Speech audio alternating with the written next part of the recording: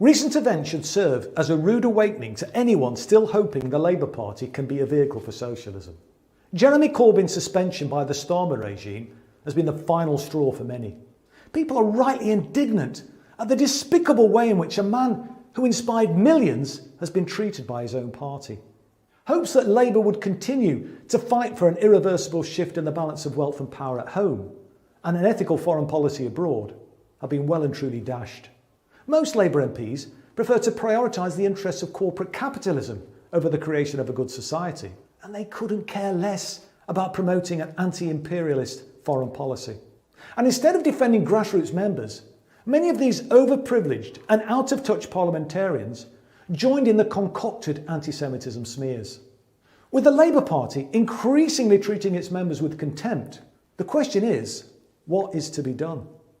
For a start, we need to initiate a grassroots campaign to encourage unions to defund and disaffiliate from the Labour Party, which can no longer claim to be the political voice of the organised working class. Pressure's mounting to establish a new party, and until now, my reaction's been that we need to build a grassroots resistance movement first. But Labour's response to the report by the Partisan Equality and Human Rights Commission has transformed the political zeitgeist.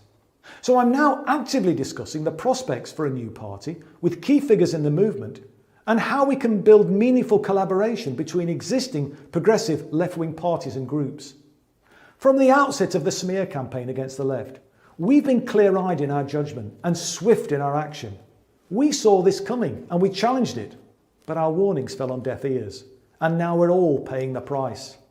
So it's time to get behind an uncompromising, ambitious, anti-imperialist socialism which unites the working class into an effective political force capable of overthrowing the current system.